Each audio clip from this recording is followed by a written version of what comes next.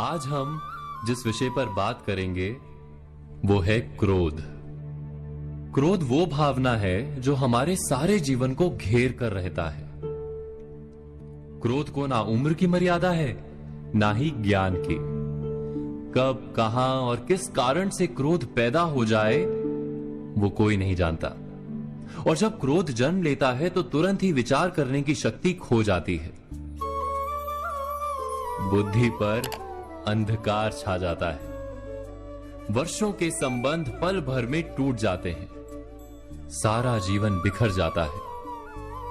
किसी भी कारागार में जाकर देखिए, अधिकतर अपराधी क्षण भर के क्रोध का दंड भोगते हुए दिखाई देंगे, पर फिर भी हम क्रोध पर अंकुश नहीं लगा पाते। बार बार हम क्रोध ना करने का प्रण तो लेते हैं, पर बार बार हमसे क्रोध हो जाता है। ये क्रोध वास्तव में क्या है, क्यों जन्मता है और क्यों अंकुश में नहीं रहता? उदाहरण के लिए आप एक बालक को देखिए। उसे किसी वस्तु की इच्छा होती है और उस समय अगर उसे वो नहीं मिलती या कोई उसे भयभीत करता है तो वो प्रतिक्रिया देता है। बालक की प्रतिक्रिया क्रोध है, क्योंकि बालक निर्बल है, निसहाय है। बालक अपनों से बड़ों को अपने वजूद का एहसास, अपने अस्तित्व की प्रतीति करवाने का प्रयास करता है क्रोध के माध्यम से। बड़े होने पर भी हम क्या ऐसा ही नहीं करते? क्या क्रोध हमारे भीतर बैठे बालक का प्रतिभाव नहीं? अर्थात क्या क्रोध वास्तव में केवल बालक जैसे व्यवहार का नाम नहीं?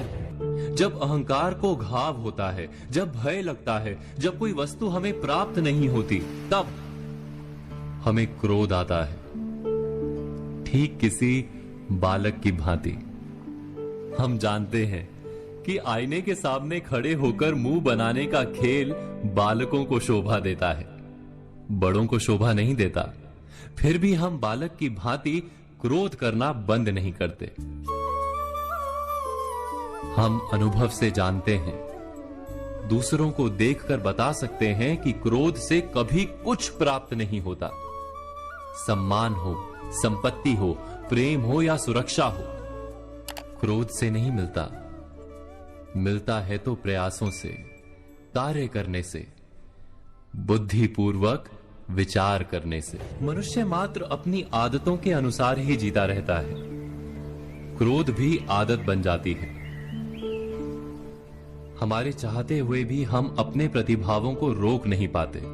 हम स्वयं को बड़े या पुख्ता मानते हैं, पर थोड़ा सा कारण मिलते ही हमारे भीतर का बालक क्रोध कर बैठता है। अर्थात क्रोध वास्तव में और कुछ भी नहीं, हमारी बालक बुद्धि का नाम है। जैसे ही हम इतना स्मरण में रखें कि हम बालक नहीं, बालक जैसा व्यवहार हमें शोभा नहीं देता, वैसे ही क्रोध स्वयं ही बंद हो जाता है। क्या ये सत्य नहीं? इस पर विचार मनन अवश्य कीजिएगा।